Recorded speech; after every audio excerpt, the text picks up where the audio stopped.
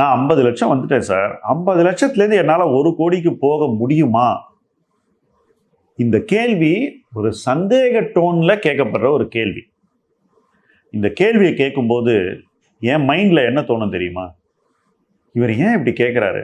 இவர் நிச்சயமாக போவாரே, போக முடியுமே, இவர் இந்த கேள்வியை கேட்கவே கூடாதே அப்படிங்கிறது தான் என்னுடைய மைண்டில் ஓடக்கூடிய விஷயமா இருக்கும்.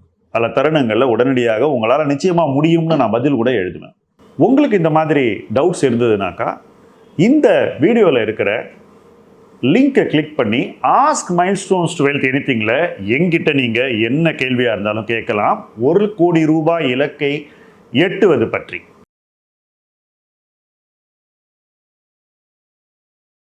ஃப்ரெண்ட்ஸ், இன்னைக்கு நாம் பேச போகிறது ஒரு ஃபண்ட் மேனேஜராக என்னுடைய அனுபவம். நான் மார்க்கெட்டுக்கு வந்தபோது முதல்ல என்ன பண்ணேன் அப்படின்னு நிறைய பேர் கேட்பாங்க. நான் ஃபஸ்ட்டு மார்க்கெட்டுக்கு வந்த புதுசில் நிறுவனங்களை ஆய்வு செய்யக்கூடிய ஒரு பணியை தான் செஞ்சேன். யாருக்காக செஞ்சேன்? எனக்காக மட்டும் செஞ்சேன். ஸோ நான் யாருக்கும் வேலை பண்ணல, எந்த கம்பெனிலையும் போய் சேரலை.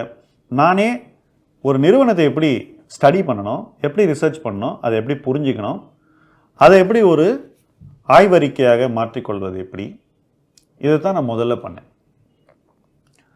இதை நான் கற்றுக்கிட்ட உடனே எனக்கு முதல்ல ஒரு வாய்ப்பு கிடைச்சிது. அது என்ன வாய்ப்புனா, கிறிசில் அப்படிங்கிற ஒரு நிறுவனத்துக்கு நான் ரிப்போர்ட் சப்ளை பண்ணக்கூடிய ஒரு வேலை. கிறிசில் என்னுடைய ரிப்போர்ட் எடுத்து சிட்டி பேங்க் என்ற ஒரு வங்கிக்கான ஒரு ரிப்போர்ட் ப்ரிப்பேர் பண்ணுறாங்க. அந்த ரிப்போர்ட்டில் என்னுடைய ரிப்போர்ட்டை அவங்க போடுவாங்க. ஸோ மாதம் 2 கம்பெனி ரெக்கமெண்ட் பண்ணோம், 3 கம்பெனி ரெக்கமெண்ட் பண்ணோம், இந்த மாதிரி. இது ஒரு 1 இயருக்கு பண்ணேன். அப்படி பண்ணும்போது என்ன ஆச்சுன்னாக்கா, ரிசர்ச்னால் எப்படி பண்ணணும், ரிப்போர்ட் எப்படி எழுதணும், இதெல்லாம் நான் கற்றுக்கிட்டேன். இது ஒரு பர்மனெண்ட் ஜாப் கிடையாது. அவங்க என்னை கமிஷன் பண்ணுவாங்க, நான் ரிப்போர்ட் கொடுப்பேன், ரிப்போர்ட்டுக்கு அவங்க பே பண்ணுவாங்க. ஸோ இந்த மாதிரி ஒரு 1 இயர் ஓடிச்சு. அதுக்கப்புறம் நான் பண்ண ரிசர்ச் முக்கால்வாசி எனக்காக மட்டும்தான். நான் யாருக்காகவும் வேலை செய்யலை. ஒரு 10 இயர்ஸ் நான் ரிசர்ச் பண்ணி என்னுடைய இன்வெஸ்ட்மெண்ட் ஸ்கில்ஸை வளர்த்துக்கிட்டேன். ரிசர்ச் நீங்கள் உங்களுக்கு மட்டும் பண்ணிக்கிட்டீங்கன்னா அதை வச்சுட்டு என்ன பண்ண போகிறீங்க? அதை எங்கேயாவது யூஸ் பண்ணல, முதலீட்டில் தான் யூஸ் பண்ணோம். ஸோ தப்போ ரைட்டோ என்னுடைய ரிசர்ச்சை நான் என்னுடைய முதலீட்டில் மட்டும்தான் யூஸ் பண்ணேன். ஸோ நான் ஒருவேளை ரிசர்ச்சில் தப்பு பண்ணால் அது என்ன பொருளாதார ரீதியாக பெரிதும் பாதிக்கும் என்பதை நான் முதல் நாளே உணர்ந்தேன். அந்த உணர்வின் அடிப்படையில் தான் நான் என்னுடைய ரிசர்ச்சை எப்படி பொறுப்பாக பண்ணணுன்றதில் ரொம்பவே கவனமாக இருந்தேன். அந்த பயம் எனக்கு எப்போவுமே உண்டு. இதனால தான் பொது வெளியில் பங்குகளை பற்றி பேசுறதுல எனக்கு ரொம்பவே தயக்கம். என்ன ரீசன்னா, நம்ம ஏதாவது கேஷுவலாக இந்த வீடியோவில் இதை வேணால் பாருங்கள் அப்படின்னு சும்மா எங்கேயோ கேள்விப்பட்டது சொல்லிட்டு போயிட்டோன்னு வச்சுங்களேன், சரியான ஒரு ஸ்டடி இல்லாமல் அது யாரையோ போய் எங்கேயோ பாதிக்கும்ன்ற ஒரு பயம் எனக்கு என்றைக்குமே உண்டு. பல தருணங்களில் நிறைய பேர் இந்த மாதிரி ரெக்கமெண்டேஷன்ஸ் பண்ணுறதை பார்க்கும்போது எனக்கு பதட்டமாகவே இருக்கும். ஏன்னா அவங்க உண்மையிலேயே ஆய்வு செஞ்சுட்டு இதை சொல்கிறாங்களான்ற ஒரு டவுட் எனக்கு வரும். ஸோ ரிசர்ச் ஓரியன்டாக ஒரு இன்வெஸ்டர் இருக்கணுங்கிறது எனக்கு முதல் நாள்லேருந்தே இருக்கக்கூடிய ஒரு பழக்கம். நான் பண்ண ரிசர்ச் முக்கால்வாசி யார் மேலே பரிசோதிக்கப்பட்டதுன்னா என் மேலேயே தான், என்னுடைய பணத்தில் தான் என்னுடைய ரிசர்ச் எக்ஸ்பெரிமெண்ட்ஸ் எல்லாம் நடந்தது.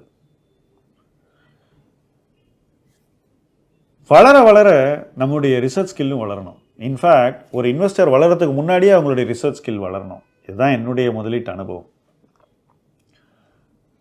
ரிசர்ச்சை அடுத்த கட்டத்துக்கு கொண்டு போகணுன்னாக்கா உங்களுக்கு இன்வெஸ்ட்மெண்ட் ஸ்ட்ராட்டஜி தெரியணும், ஒரு போர்ட்ஃபோலியோ எப்படி உருவாக்கணுங்கிறது உங்களுக்கு தெரியணும். ஸோ அது அடுத்த கட்டம். ஃபஸ்ட்டு தப்பான கம்பெனியை வாங்கக்கூடாதுங்கிறதுக்காக என்னுடைய ஈக்விட்டி ரிசர்ச் பயன்பட்டது. அடுத்த கட்டம், சரி எந்த கம்பெனியில் அதிகம் வாங்கணுங்கிறதுக்கு என்னுடைய ரிசர்ச் பயன்படுத்துது. எந்த கம்பெனியில் அதிகம் வாங்கணும், எந்த கம்பெனியில் கொஞ்சமாக வாங்கணும்,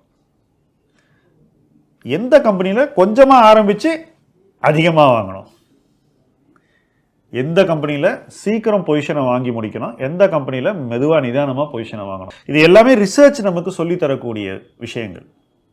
ரிசர்ச் நீங்கள் அடுத்த கட்டத்துக்கு எடுத்துக்க போனால் இதை கற்றுக்கணும். நிறைய சந்தர்ப்பங்களை நான் பார்த்துருக்கேன், ரிசர்ச் அனலிஸ்ட்டுக்கு இது தெரியாது.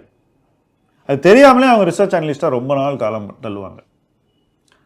ஸோ கம்பெனிஸை பற்றி மட்டும் தெரிந்து கொள்வது பத்தாது, அதை கடந்து உங்களுடைய நாலேஜை இன்வெஸ்ட்மெண்ட்டுக்கு யூஸ் பண்ணுறதுக்கு வேற ஒரு விஷயம் தேவை. ஒரு கேப் இருக்குது, அந்த கேப்பை நீங்கள் ஃபில் பண்ணணும். அதுதான் போர்ட்ஃபோலியோ கன்ஸ்ட்ரக்ஷன். போர்ட்ஃபோலியோ கன்ஸ்ட்ரக்ஷனுங்கிறது கலைங்க, அது ஒரு சயின்ஸ் கிடையாது, முழுக்க முழுக்க கலை.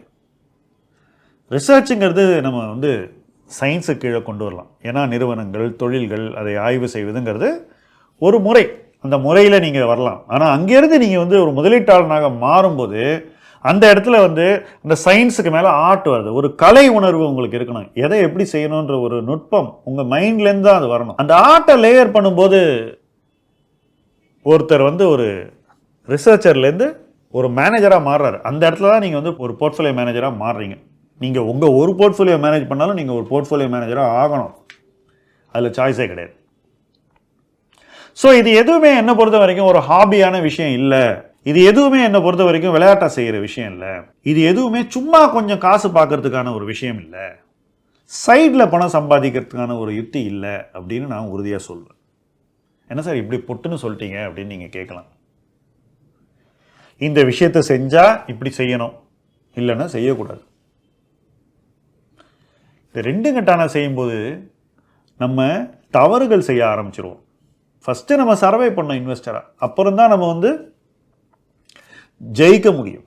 என்ன சார் நாங்கள் ஜெயிச்சிட்டோம், நீங்கள் சும்மா இந்த மாதிரி பூச்சி காட்டுறீங்க அப்படின்னு நிறைய பேர் யோசிக்கலாம்.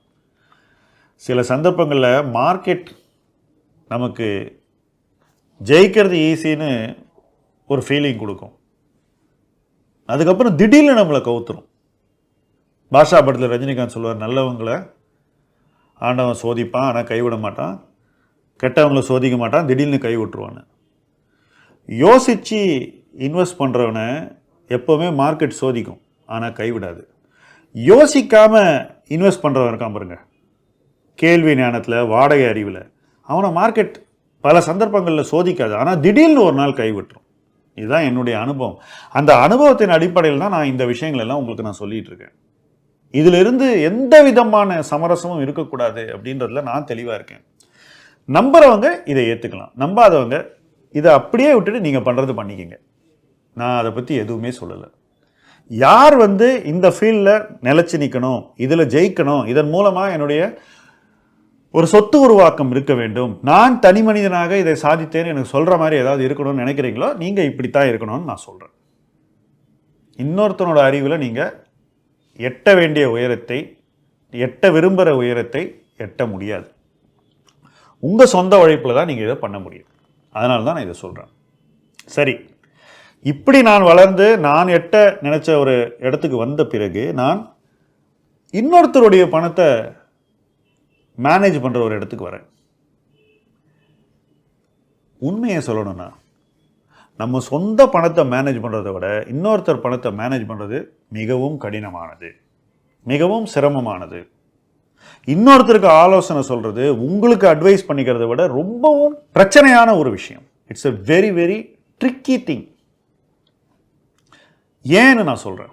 நம்ம ஒரு ரிஸ்க்கை எப்படி ஹேண்டில் பண்ணுறோமோ இன்னொருத்தர் அதே மாதிரி அதை ஹேண்டில் பண்ண மாட்டாங்க. நம்ம எவ்வளோ ரிஸ்க் தாங்குவோமோ அதே அளவு ரிஸ்க்கை இன்னொருத்தர் தாங்க மாட்டார். ஒன்று நம்மளோட அதிக ரிஸ்க் தாங்குவார், இல்லை குறைவாக தாங்குவார், அதே லெவலில் தாங்குவார்னு எப்படி சொல்ல முடியும்?